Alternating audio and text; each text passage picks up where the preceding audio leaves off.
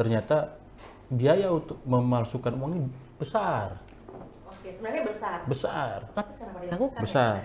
Nah, jadi dalam satu lembar yang dipalsukan tersebut dengan nilai 100.000, ya, dengan nilai 100.000, saya tidak sebut rupiahnya, nilai 100.000, Di atas kertas itu dia butuh 50.000 rupiah, di atas 50.000 rupiah, kurang lebih 56.000 rupiah Pak, satu lembar uang yang pecahan 100.000. Jadi kalau kami cetak yang 50.000, kami nggak balik modal, katanya.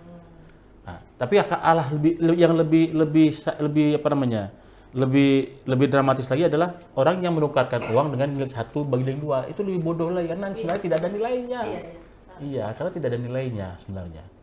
Biaya operasionalnya ya, saya bilang biaya operasional untuk mencetak satu lembar yang yang ada 100.000-nya, nah, itu kurang lebih dia mengeluarkan 56.000 rupiah modalnya, gitu.